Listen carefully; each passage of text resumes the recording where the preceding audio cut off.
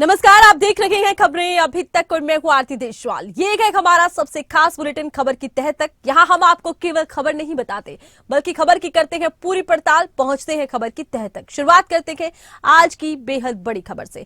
हरियाणा में आज डॉक्टरों की हड़ताल और आज सरकारी अस्पतालों में ओपीडी सेवा बंद रहने वाली है। सिरसा, फतेहाबाद, कुरुक्षेत्र, पंचकुला में डॉक्टरों की हड़ताल। डॉक्टरों ने अपनी मांगे पूरी ना होने पर ओपीडी बंद करने का निर्णय लिया।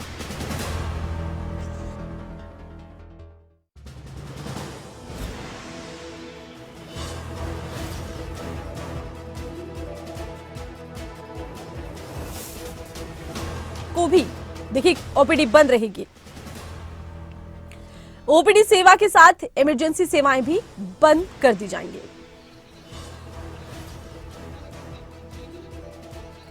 पंचकुला के सेक्टर 6 नागरिक अस्पताल से इस वक्त खबरें अभी तक की। स्टेट हेड जितेंद्र चौधरी हमारे साथ लाइव जुड़ चुके हैं। जितेंद्र, कितना असर डॉक्टरों की हड़ताल का होता नजर आ रहा है?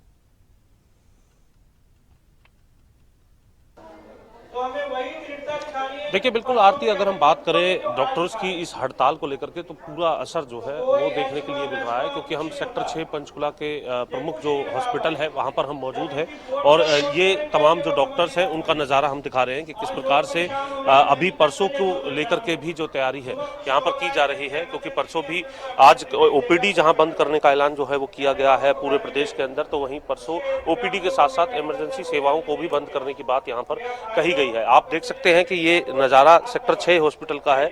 अमूमन इन कुर्सियों पर अगर हम बात करें तो मरीज बैठे होते हैं, लेकिन ये तमाम जो इस वक्त तस्वीरें आप देख रहे हैं ये डॉक्टर्स का जो स्टाफ है यहाँ पर और डॉक्टर्स जो है उनको आप तस्वीरों के अंदर देख रहे हैं जिनकी तरफ से इस हड़ताल को किया गया है। और ये कहा जा सकता है कि अपने आप में एक बड़ी समस्या जो है वो दूसरी तरफ मरीजों को भी देखने के लिए मिल रही है। इन्हीं डॉक्टर्स की इस पूरी अगर हम बात करें गैदरिंग के पास या फिर जो स्ट्राइक के पास जो मरीजों की जो भीड़ है वो भी बड़ी तादाद में लगी हुई है। वो भी इंतजार कर रहे हैं कि उनको कोई उपचार मिलेगा। आखिर क्या कारण है इस प्रकार की हड़ताल जो है यहाँ पर की गई है, उनको भी खासी परेशानियां जो हैं इसको लेकर के हो रही है। और डॉक्टर्स की जो मांग है उनका ये कहना है कि उन्होंने इससे पहले भी जो अपनी मांग है उनको लेकर के जानकारी सरकार को कई मोर्चों पर दी गई है।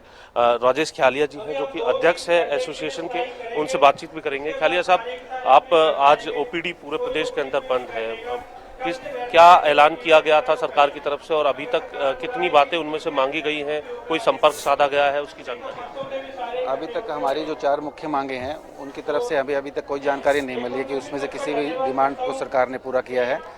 इसी सरकार के इस असंवेदनशील रवैये को चलते हुए भी डॉक्टर्स मजबूर हैं आज ओपीडी बंद करने के लिए।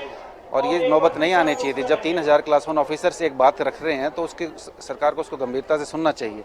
उसके बाद भी जो इतना इनसेंसिटिव एटीट्यूड है ये गलत है। पब्लिक भी परेशान होती है, हम डॉक्टर्स भी नहीं चाहते हैं, मजबूर हैं पर इस काम करने के लिए। तो हमारी फिर से अनुरोध है सरकार को कि हमारी मांगों को जल्द से जल्द पूरा करे ताकि किसी को कोई पब्लिक को भी परेशानी ना हो। मांगे दोहरा दीजिए, क्या क्या 4 मांगे? हमारी जो प्रमुख मांगे हैं वो है, हमें 4 एसीपी हम सेंटर की तरह मांग रहे हैं, बिहार की तरह। जो 4 एसीपी बिहार और दिल्ली जैसी स्टेट्स में भी मिलती हैं। उसके अलावा एक डायरेक्ट एसएमओ की भर्ती रोकने की हमारी इंपॉर्टेंट डिमांड है। स्पेशलिस्ट काडर जिस तर्ज पर हम चाहते हैं, जो कंडीशंस जो सजेशंस हमने दी हैं, सरकार उस तर्ज पे स्पेशलिस्ट काडर को लेके आए। और चौथी जो हमारी डिमांड है, जो बॉन्ड है हमारा, जो कि 1 करोड़ के 2 बॉन्ड भरने पड़ते हैं डॉक्टर को पीजी करने के लिए, उस बॉन्ड का अमाउंट को कम करें। ख्याली साहब, कुछ हम मरीज भी देख रहे हैं, डॉक्टर्स तो यहाँ बैठे हुए हैं, अमूमन मरीज ही होते हैं यहाँ पर, वो मरीज परेशान हो रहे हैं। अब उनको लेकर के आप क्या अपील करना चाहेंगे या क्या बात रखना चाहेंगे? ये डेफिनेटली ये लड़ाई मरीजों के लिए ही है कि डॉक्टर्स की इतनी शॉर्टेज है पूरी स्टेट में। जब सरकार हमारी कुछ इश्यूज़ को अगर एड्रेस करेगी और अगर फिर उससे शॉर्टेज दूर होगी तो डेफिनेटली मरीजों को ही भला होगा उसमें। अभी कितने डिस्ट्रिक्ट्स ऐसे हैं जिसमें स्पेशलिस्ट ही नहीं है, तो वो रोज़ वो मरीज परेशान हो रहे हैं। उसके लिए सरकार को देखना चाहिए। ये सरकार की भी जिम्मेवारी बनती है कि रोज़ जो मरीज परेशान हो रहे हैं उनकी तरफ भी ध्यान दें। स्पेशलिस्ट कैडर को लेकर के मैं देख रहा था कि विस साहब ने कुछ जो सरकार की तरफ से जो मंजूरी है वो हो चुकी है। कोई आपसे संपर्क साधा गया या जानकारी मिली है? अभी तक हमें ये नहीं पता लगा है कि क्या उसमें मंजूरी हुई है, क्या हमारी जो उसमें सजेशंस थे जो हम चाहते थे वो उसमें डाला गया कि नहीं डाला गया। कल हम डीजी साहब से भी शाम को मिले, वो भी बता पाने में असमर्थ थे कि उसमें क्या फाइनल हुआ है क्या नहीं हुआ है। तो स्ट्राइक को लेते हुए सरकार ने कोई संपर्क पहले साधा कि आप ऐसा ना कीजिए, हम कर रहे हैं? सिर्फ कल ही डीजी साहब का फ़ोन आया था कि एक बार आपकी मंत्री जी से मीटिंग करा देते हैं। हमारी एसीएस मैडम शायद कहीं बाहर हैं, तो अभी तक कोई हमारे पास कोई ऐसे ऑफिशियल लेटर या कोई मंत्री जी या किसी की तरफ से नहीं आया है। आप देख सकते हैं कि आज पूरे प्रदेश के अंदर जो ओपीडी है वो बंद रहने वाली है और उस ओपीडी बंद रहने का जो असर है वो सीधे तौर पर सरकारी अस्पतालों के अंदर देखने के लिए मिल रहा है। मरीज आप देख सकते हैं यहाँ पर इंतजार कर रहे हैं इस बात को लेकर के कि उन्हें भी कोई उपचार यहाँ पर दिया जाए। कुछ लोगों से भी बात करने की कोशिश करेंगे। ये शख्स तो सर पे पट्टी बांध करके यहाँ घूम रहे। आपको जानकारी थी ओपीडी आज बंद रहेगी? नहीं जी, आज नहीं पता था जी, पता नहीं था जी। तभी आप किस बात का इंतजार कर रहे हैं? आप जानकारी मिली थी आपको? हाँ, आपकी मीटिंग है जो बैठी हुई है, अब आगे जो है आपकी मांगे जो रख रखे हो पूरी होगी तभी खोलोगे। आपको थी जानकारी? आप क्या समस्या की वजह से आए? नहीं जानकारी थी, नहीं जानकारी नहीं थी। आप बाबू जी, आपको कोई जानकारी थी आज ओपीडी की जो है बंद रहेगी पूरे प्रदेश के अंदर? या नहीं, इसकी कोई जानकारी हमें कोई कुछ नहीं। आप क्या परेशानी में आए हैं? सब परेशानी मुझे मधुमक्खियों ने काट लिया था, इस वजह से हम आए हैं और डॉक्टर कोई अवेलेबल ही नहीं है। तो ये प्रॉब्लम हो रही है कि अब कैसे जो अब ट्रीटमेंट करें, कुछ तो इनको खोलना चाहिए ना। आपको क्या जानकारी, क्या परेशानी और क्या जानकारी मिली? आज मेरा रिपोर्टें लेना था और दवाई भी था लेना, तो आज बंद है सर, हड़ताल स्ट्राइक चला हुआ है जी। हेलो, हाँ जी, हमारी तो कोई जानकारी नहीं थी जी। हमारी पथरी का शिकायत है, इसलिए मैं आई थी। मेरे को पहले से कोई पता नहीं था कि मेरा ओपीडी खुला नहीं है, बंद है। तो आप देख सकते हैं जी। कार्ड बना दिए इन्होंने, कार्ड बना दिए। इनको इतनी मुश्किल से लेके आया हूँ मैं, आज छुट्टी ली है और इधर कोई देख नहीं रहा है। मतलब इनको पहले या तो इत्तला करनी चाहिए या कार्ड ही नहीं बनाना चाहिए। कार्ड बना रहे हैं और वहाँ पे वो जवाब भी ठीक से नहीं दे रहे हैं। ना कार्ड बनाने वाले ठीक से बात करते हैं, ना इधर कोई ठीक से बात करता है। और मेरे को अल्ट्रासाउंड की डेट दी थी आज और कोई पता नहीं है। मैंने एंट्री करा ली, अब मना कर रहे हैं वो कि अल्ट्रासाउंड आज नहीं होगा। अब पहले से कोई शहर में उनके वो है, इतनी मुश्किल से यहाँ तक लेके आया हूँ मैं उनको, अब ये मना कर रहे हैं। अच्छा, देखिए जितेंद्र, कहा यह जा रहा है कि इमरजेंसी सेवाएं फिलहाल चल रही हैं, उसको लेकर भी पूछिए आप मरीजों से। जी, इमरजेंसी सेवाओं के लिए भी पूछिए कि अगर बहुत इमरजेंसी है तो क्या इन्हें इमरजेंसी सेवाओं में भी नहीं देखा जा रहा है? देखिए बिल्कुल, क्योंकि अभी आरती इस वक्त बिल्कुल देखिए आरती इस वक्त हम जो मौजूद है वो ओपीडी सेक्शन में मौजूद है। जो इमरजेंसी का जो सेक्शन है वो आगे मौजूद है। केवल जो इमरजेंसी जो पेशेंट होते हैं जिन्हें तुरंत इलाज की आवश्यकता होती है, गंभीर अवस्था के अंदर वो होते हैं, उनका इलाज वहाँ पर किया जा रहा है। और अभी जो जानकारी है उसके मुताबिक आपात जो सुविधाएं हैं, आपात इमरजेंसी जो सेवाएं हैं वो यहाँ पर जारी रखी जा रही है। लेकिन अगर परसों तक यानी कल का दिन बीच में है, परसों तक अगर कोई समाधान नहीं होता तो परसों ओपीडी के साथ साथ आपात सेवाएं भी बंद रखने की बात जो है वो की जा रही है। जो जनरल जो पेशेंट हैं उन्हें देखने को लेकर के इमरजेंसी जो सुविधाएं हैं उनके अंदर जो उपचार है वो नहीं किया जाता। जो गंभीर अवस्था के जो पेशेंट होते हैं केवल उन्हें ही देखने का काम वहाँ किया जाता है। और जो दूसरी तरफ जो सेक्शन है वहाँ पर जो है उनका उपचार करने का काम किया जाता है, जो तुरंत उपचार उनको दिया जा सके अगर कोई गंभीर अवस्था उनकी देखने के लिए मिलती है। तो फिलहाल लेकिन जो नज़ारा है वो आप देख सकते हैं आरती के किस तरीके से जो पेशेंट है वो यहाँ पर जो है परेशान अवस्था के अंदर नजर आ रहे हैं। बड़ी तादाद में जो पेशेंट है वो आप देख सकते हैं। देखिए आज जो जानकारी है उसके मुताबिक इनकी जो हड़ताल है आज रहने वाली है, कल हड़ताल नहीं होगी। परसों ओपीडी के साथ साथ जो इमरजेंसी सेवाएं हैं वो भी बंद रखने की बात यहाँ पर कही गई है। परसों भी बंद रहेगा। 2 तारीख के हमारा डेट पड़ा है आंख बनवाने के, वो मतलब आ सकते हैं। हाँ, वो सब इनकी आप जो भी जानकारी है खबरें जी बिल्कुल जितेंद्र जी, हम देख पा रहे हैं कि मरीजों को भारी परेशानी यहाँ पर पेश आ रही है और आप नजर बनाए रखिएगा इसी खबर पर, फिर आपसे राब्ता होगा। फिलहाल के लिए बहुत शुक्रिया और बढ़ रही है अगली खबर की तरफ। दिल्ली में आज कांग्रेस की अहम बैठक है। हिमाचल कांग्रेस की आज हाईकमान के साथ यह अहम बैठक है। बैठक में हिमाचल के सीएम सुखविंदर सिंह सुक्खू शामिल हो रहे हैं, डिप्टी सीएम समेत प्रतिभा सिंह और आपको बता दें अन्य कैबिनेट के मंत्री दिल्ली पहुंचे हैं। विधायकों में सुधीर शर्मा, राजेंद्र राणा इस बैठक में मौजूद रहेंगे। कांग्रेस मुख्यालय में लोकसभा चुनाव को लेकर चर्चा होनी है। बैठक में कांग्रेस के कई बड़े नेता भी शामिल होंगे। इस बैठक को बेहद खास माना जा रहा है। कांग्रेस मुख्यालय में लोकसभा चुनाव को लेकर चर्चा इस पर होनी है। और ज्यादा जानकारी के लिए खबरें अभी तक के शिमला ब्यूरो प्रदीप ठाकुर इस वक्त हमारे साथ लाइव जुड़ चुके हैं। प्रदीप, दिल्ली में होने वाली कांग्रेस की बैठक कितनी अहम है? कौन कौन से नेता होंगे जो इस बैठक का हिस्सा बनेंगे हिमाचल से? बिल्कुल, देखिए हिमाचल में कांग्रेस की सरकार है, तो ऐसे में कांग्रेस पार्टी की तरफ से जो मुख्यमंत्री हैं, डिप्टी सीएम मुकेश अग्निहोत्री हैं, कांग्रेस पार्टी की प्रदेश अध्यक्ष प्रतिभा सिंह हैं, ये तमाम बड़े नेता दिल्ली में आज मौजूद हैं और जी 12 बजे के समय बैठक होने वाली है एआईसीसी मुख्यालय में और उसमें जो लोकसभा चुनाव है उसको लेकर चर्चा की जानी है। इसमें सभी कैबिनेट मंत्रियों को भी बुलाया गया है, सीपीएस को भी बुलाया गया है, विधायकों में भी प्रमुखता से अगर बात करें तो राजेंद्र राणा और सुधीर शर्मा उनको बुलाया गया है। आनंद शर्मा भी इसमें मौजूद रहेंगे क्योंकि वो हिमाचल से ताल्लुक रखते हैं। बाकी भी जो हिमाचल में इस वक्त बड़े नेता हैं कांग्रेस पार्टी के, पूर्व में जो अध्यक्ष रहे हैं, वो तमाम बड़े नेता इस बैठक में मौजूद रहेंगे। लोकसभा चुनाव को लेकर ये एक रणनीतिक बैठक है और हिमाचल में सरकार कांग्रेस की है, तो कांग्रेस की कोशिश रहेगी कि यहाँ पर चारों सीटों पर कांग्रेस काबिज हो और इसके लिए क्या रणनीति बनानी है, इसको लेकर यहाँ डिस्कशन की जानी है। तो काफी महत्वपूर्ण बैठक हम इसको मानेंगे और लोकसभा चुनाव के कैंडिडेट को लेकर भी चर्चा हो सकती है कि कौन कैंडिडेट हो सकते हैं। संगठनात्मक बदलाव को लेकर भी क्या पार्टी प्रेसिडेंट प्रतिभा सिंह को ही जाना है या फिर उन्हें लोकसभा का चुनाव लड़ाना है, फिर किसको पार्टी प्रेसिडेंट बनाना है, ये तमाम विषय जो है इसमें रहेंगे। सरकार में संगठन के नेताओं को जिम्मेदारियां मिले और जिन्होंने विधानसभा चुनाव के वक्त अच्छा काम किया लेकिन कई चुनाव लड़े हारे भी सीनियर लीडर्स हैं कांग्रेस के, तो उनको बोर्ड नियमों में जगह दी जानी है ताकि उसका फायदा लोकसभा चुनाव में मिल सके। इसको लेकर के चर्चा की जा सकती है। और राजेंद्र राणा और सुधीर शर्मा क्योंकि उन्होंने अपनी नाराजगी भी जाहिर की कि मंत्रिमंडल में इन्हें स्थान नहीं मिला है, अब इनको क्या मंत्रिमंडल में स्थान मिला है या संगठन में इनको बड़ी जगह मिली है, क्या किया जाना है, तो ये एक बड़ी बैठक यहाँ पर होगी जी और लक्ष्य यही रहेगा कि 2024 लोकसभा चुनाव में किस तरह की परफॉर्मेंस बिल्कुल। रहनी चाहिए और हिमाचल की परफॉर्मेंस अच्छी हो, जी। इसको लेकर इसमें चर्चा जी की प्रदीप, जानी है। आप हमारे साथ बने रहिएगा। प्रदीप, एक और खबर पर आपसे राब्ता होगा। एक और खास खबर ये है कि कांग्रेस नागपुर में मनाएगी अपना स्थापना दिवस। महाराष्ट्र के नागपुर में मनाया जाएगा कांग्रेस का स्थापना दिवस। आपको बता दें 28 दिसंबर को नागपुर में ये पूरा समारोह होगा और सीएम समेत हिमाचल के बड़े नेता इसमें हिस्सा लेंगे। कांग्रेस स्थापना के 138 वर्ष पूरा होने पर विशाल रैली का यहाँ पर आयोजन। विशाल रैली में शिरकत करेंगे सीएम सुखविंदर सिंह सुक्खू और इनके साथ ही कई और नेता हिमाचल कांग्रेस के भी इस कार्यक्रम में पहुंचने वाले हैं। और ज्यादा जानकारी के लिए एक बार फिर से रुख करते हैं खबरें अभी तक के शिमला ब्यूरो प्रदीप का। प्रदीप, देखिए सीएम सुखविंदर सिंह सुक्खू जा रहे हैं नागपुर और कौन कौन से नेता उनके साथ जा सकते हैं, क्या कुछ उनका कार्यक्रम रहेगा? अगले कल नागपुर में कांग्रेस पार्टी की स्थापना के 138 साल पूरे हो रहे हैं और उस पर यहाँ पर एक विशाल रैली भी आयोजित की जा रही है और इसमें लोकसभा चुनाव को लेकर ये उसके मद्देनजर ये विशाल रैली हो रही है।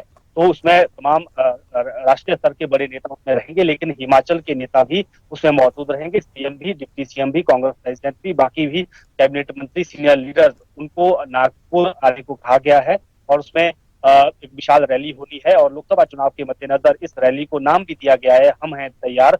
तो 2024 के लोकसभा चुनाव के लिए कांग्रेस की तैयारियों को लेकर एक शक्ति प्रदर्शन के तौर पर भी हम इस रैली को देखेंगे और इसमें हिमाचल के नेता, बाकी भी जो राज्य हैं वहाँ के लीडर्स भी मौजूद रहेंगे। तो कह सकते हैं कि एक बड़ी रैली होने जा रही है और लोकसभा चुनाव के पहले इस तरह की रैली हो रही है और 138 साल भी कांग्रेस पार्टी की स्थापना के पूरे हो रहे हैं अगले कल। ऐसे में इस रैली के जरिए एक मैसेज देने की कोशिश, एकजुटता का प्रदर्शन करने की कोशिश भी यहाँ पर कांग्रेस का राष्ट्रीय नेतृत्व करेगा और जो कांग्रेस शासित राज्य के मुख्यमंत्री हैं, सीएम है, मंत्री हैं, वो इस रैली में शिरकत करेंगे।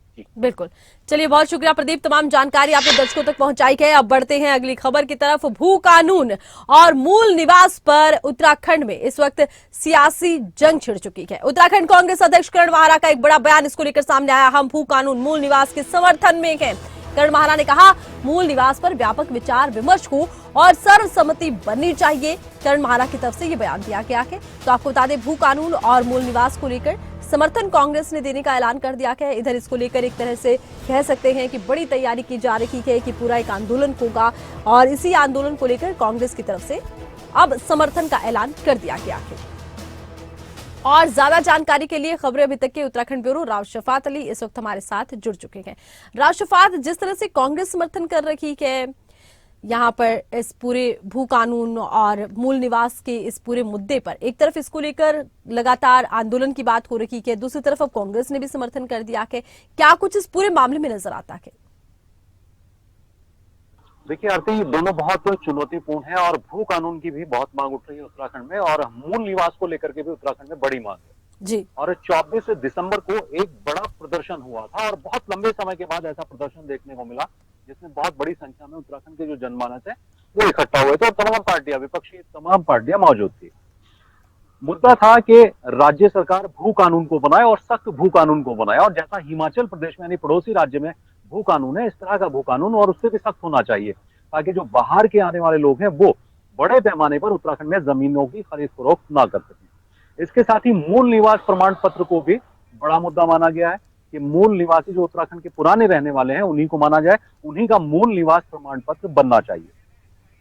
लेकिन इसको थोड़ा सा विस्तार से समझना होगा। 2002 में जब तिवारी सरकार बनी, कांग्रेस सत्ता में आई, तो तत्कालीन मुख्यमंत्री नारायण दत्त तिवारी थे, तो उनके सरकार में यह फैसला लिया गया कि जो 15 साल से पहले यानी उत्तराखंड के निर्माण से पहले, क्योंकि 9 नवंबर 2000 को उत्तराखंड बना था, उससे 15 साल पहले जो उत्तराखंड में रह रहा है वो मूल निवासी माना जाएगा। 1985 से इसकी डेडलाइन रखी गई थी। 1985 से जो लोग यहाँ रह रहे थे वो मूल निवासी माने जाएंगे। लेकिन ये मुद्दा धीरे धीरे आपसी टकराव में बदलता गया। जो उत्तराखंड के रहने वाले पुराने लोग हैं उनका मानना था कि ये फैसला गलत था, लेकिन ये बनता रहा। और फिर इसके बाद तिवारी सरकार एक कानून भी लाई कि 500 गज से ज्यादा कोई जमीन नहीं खरीद सकता है। लेकिन सत्ता परिवर्तन हुआ, खडूड़ी सरकार आई, फिर उसको 250 गज कर दिया गया। तो ये तमाम चीजें जो भी हैं चलती रही, सत्ताएं बदलती रही, लेकिन भू कानून पर और मूल निवास पर कोई बड़ा निर्णय नहीं हो पाया। अब धामी सरकार ने एक निर्णय लिया है कि भू कानून पर एक कमेटी बनाई है और ये जो कमेटी है ये निर्णय करेगी, और इस निर्णय के साथ साथ ही जो प्रमाण बनना है मूल निवास का, इस पर भी वो विचार करेगी, विचार विमर्श करके अपने सुझाव राज्य सरकार को देगी। यानी कि भू कानून के साथ साथ जो मूल निवास है उस पर भी ये कमेटी अपने जो विचार हैं वो राज्य सरकार को देगी, एक रिपोर्ट विस्तृत तैयार करके देगी। लेकिन इस पर थोड़ा सा एक संशय बना हुआ है, क्योंकि विपक्ष इस समर्थन में है कि इस पर भू कानून बनना चाहिए, सख्त बनना चाहिए और उसके साथ ही मूल निवास भी बनना चाहिए। लेकिन मूल निवास को लेकर के कांग्रेस का ये कहना है कि इस पर एक गहन विचार विमर्श होना चाहिए, सर्वसम्मति होनी चाहिए, उसके बाद कोई फैसला होना चाहिए। यहाँ कांग्रेस ना तो भू कानून के विरोध में है, ना यहाँ मूल निवास के विरोध में है, ये समझने वाली बात है। अब कांग्रेस की तरफ से ये कहा जा रहा है कि उनके बयान को, जो करण मारा ने बयान दिया था, प्रेस कॉन्फ्रेंस की थी, उनके बयान को तोड़ मरोड़ करके पेश किया गया। उनका ये मकसद और मतलब नहीं था। कांग्रेस हमेशा से राज्य के वासियों के साथ रही है, राज्य हित में रही है। लेकिन सिर्फ ये कहना था कि अगर मूल निवास पर कोई निर्णय होता है तो इस पर सर्वसम्मति बननी चाहिए और जो कमेटी रिपोर्ट दे रही है उसको तमाम लोगों की राय लेनी चाहिए। तो ये मुद्दा इस वक्त सियासत का मुद्दा है और आने वाले वक्त में इस पर और प्रदर्शन देखने को मिल सकते हैं। एक तरफ तो देखिए पूरा इसको लेकर इतना बड़ा प्रदर्शन किया गया, आंदोलन का रूप ही लगातार लेता जा रहा है, इधर कांग्रेस समर्थन का ऐलान कर रही है। लेकिन बड़ी बात यह भी हो जाती है कि सत्ता पक्ष इस पर क्या राय रखता है, सत्ता पक्ष ने क्या इस पूरे प्रदर्शन के बाद निर्णय लिया है, किसी तरह की बातचीत प्रदर्शनकारियों से की गई, सत्ता पक्ष का आखिर क्या रुख नजर आता है? देखिए, मुख्यमंत्री पुष्कर सिंह धामी इस मुद्दे को लेकर के गंभीर है और यही वजह है कि इस पर एक कमेटी बनाई गई है, क्योंकि लगातार ये मांग उठती रही है कि भू कानून होना चाहिए और जैसा हिमाचल प्रदेश में है उसी की तरह, उसी की तर्ज पर भू कानून उत्तराखंड में भी लागू होना चाहिए। और इसी को लेकर के मुख्यमंत्री पुष्कर सिंह धामी ने एक कमेटी बनाई है। भू कानून पर वो अपनी रिपोर्ट पेश करेगी और उसके साथ ही जो मूल निवास है उस पर भी वो अपनी रिपोर्ट देगी। यानी दोनों पर लोगों से राय जानकर के, सुझाव लेकर के राज्य सरकार को ये कमेटी अपनी, ये समिति अपनी रिपोर्ट सौंपेगी। लेकिन शुरुआती दौर में जैसा मैंने अभी कहा कि तिवारी सरकार में 250 गज की एक परमिशन थी खरीदने की। जो बाहरी राज्यों के लोग हैं, दूसरे राज्यों से उत्तराखंड में आना चाहते हैं, उनको 250 गज की परमिशन थी। लेकिन बाद में सत्ता परिवर्तन हुआ, बीजेपी आई, खंडूड़ी सरकार आई तो 500 गज की परमिशन दे दी गई। उसके बाद कांग्रेस का तो ये आरोप है कि जैसे जैसे बीजेपी की सरकारें आती रही वैसे वैसे, जैसे पहले अगर 250 गज की अनुमति थी तो बीजेपी की सरकारों में ज्यादा जमीनें खरीदने की अनुमति बीजेपी सरकार ने दी है, इस तरह का आरोप लगाया जा रहा है। बिल्कुल कह सकते हैं कि इस मामले में आरोप प्रत्यारोप का एक दौर भी शुरू हो गया है। राव शफात, और बहुत शुक्रिया, तमाम जानकारी आपने दर्शकों तक पहुंचाई है। इसी बीच आपको ये भी सुना देते हैं कि आखिर करण माहरा का इस पूरे मामले में क्या कुछ कहना है। ये मुद्दा जनता से जुड़ा हुआ है और हमारी भावनाओं से जुड़ा हुआ है। राज्य का गठन जब हुआ उस समय भी इसी तरीके की धारणाएं थी जिससे राज्य आंदोलन का माहौल बना और कांग्रेस ने अपने समय में कई इसमें कदम भी उठाए और मांग, चाहे वो कोई भी दल रहा हो जिसका क्षेत्रीय भावनाओं से जुड़ाव है, वो सभी इन चीज़ों पे है। भू कानून बहुत इम्पोर्टेंट है। मूल निवास प्रमाण पत्र वो भी का मामला जो वो भी बहुत इम्पोर्टेंट है, क्योंकि जब हमने राज्य का आंदोलन किया हमको लगता था कि खेल हमारा होगा, नौकरियां हमारी होंगी, व्यापार हमारा होगा, हम अपने स्टेट के उन्नति में, उत्थान में हम लोगों का सहयोग सरकारें लेंगी, पर ऐसा अब राज्य बनने के बाद नहीं देखने को मिल रहा। उल्टा हुआ कि राजनीतिक रूप से उत्तराखंड कमज़ोर हुआ। तो इन सभी चीज़ों को लेकर लोगों में आक्रोश है। जल जंगल जमीन को लेकर लगातार लोगों ने आंदोलन किए। पंजाब में इंडिया गठबंधन को लेकर संशय बरकरार है। दिल्ली में पार्टी हाईकमान से हुई मीटिंग में पंजाब कांग्रेस के नेताओं ने लोकसभा चुनाव में आपसे गठबंधन कर चुनावी मैदान में उतरने का तीखा विरोध कर दिया। उनका कहना है कि इसमें कांग्रेस का ही नुकसान होगा। कांग्रेस के सूबा प्रधान अमरिंदर सिंह राजा वड़िंग ने कहा कि मीटिंग में गठबंधन और सीट शेयर पर चर्चा नहीं हुई है। आपको बता दें कि कांग्रेस के राष्ट्रीय नेताओं ने इस मुद्दे को लेकर कोई प्रतिक्रिया नहीं दी है, लेकिन आखिरी फैसला पार्टी के शीर्ष नेता ही करने वाले हैं।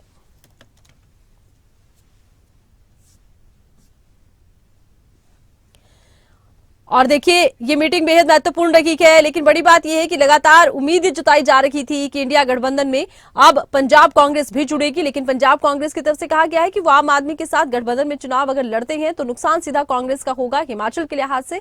अब देखना होगा कि आलाकमान इसको लेकर क्या फैसला लेता है। फिलहाल फैसले का इंतजार है, लेकिन आलाकमान को सारा फैसला लेना है। और अब पंजाब कांग्रेस के फैसले पर भी सबकी निगाहें टिकी हैं, लेकिन देखना यह भी होगा कि आलाकमान इस फैसले पर क्या निर्णय लेता है।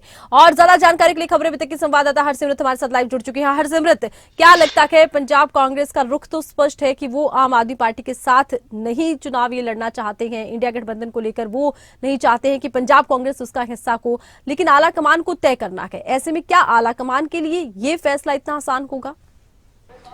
बिल्कुल आरती, आपको बताएं कि ये जो मीटिंग रखी गई थी ये नए प्रभारी बनने के बाद रखी गई थी। यहाँ पर राष्ट्रीय प्रधान मल्लिकार्जुन खड़गे भी मौजूद थे। पंजाब कांग्रेस के सभी आला लीडर जो हैं, चाहे वो मौजूदा सांसद है, पूर्व विधायक, मौजूदा विधायक, सभी जो बड़े नेता हैं वो मौजूद है। हालांकि पूर्व मुख्यमंत्री चन्नी मौजूद नहीं थे इस मीटिंग में। और आपको ये भी बताएं कि जब मीटिंग खत्म हुई तो उसके बाद बाहर निकले सभी, तो उन्होंने मीडिया से रूबरू भी हुए और मीडिया से बातचीत करते हुए उन्होंने ये तो कहा कि हमारी डोर क्लोज मीटिंग हुई है जिसमें हमने सभी के विचार रखे हैं, पर फिलहाल इंडिया गठबंधन के तहत आम आदमी पार्टी के साथ कांग्रेस पार्टी लड़ेगी या फिर नहीं, इसको लेकर के कोई चर्चा नहीं हुई है। साथ ही साथ बातों बातों में उन्होंने ये भी कहा कि जो राय ली गई है, 3 मिनट का समय हर एक व्यक्ति को दिया गया था अपनी राय बताने के लिए, उसमें ये जरूर सामने आया है कि अगर इंडिया गठबंधन के तहत आम आदमी पार्टी से मिलकर कांग्रेस लड़ेगी तो कहीं ना कहीं कांग्रेस का ही इसमें नुकसान होगा। और आपको ये भी बता दें कि उसके बाद पीपीसीसी के जो प्रधान हैं अमरिंदर सिंह राजा वड़िंग, उन्होंने ये भी साफ कर दिया कि अभी जो पार्टी की हाईकमान है वो इस बारे में फैसला लेगी, पर बीते दिन दिल्ली में जो मीटिंग हुई है उसमें इंडिया गठबंधन के साथ मिलकर कोई फैसला अभी तक नहीं लिया गया है। जी आरती। चलिए, बहुत शुक्रिया, तमाम जानकारी आपने दर्शकों तक पहुंचाई है। तो अब देखना होगा कि आलाकमान का क्या फैसला होता है और कब तक ये फैसला सामने आता है। इसी के साथ ही हमारे खास बुलेटिन में बस इतना ही। आप देखते रहिए खबरें अभी तक। नमस्कार।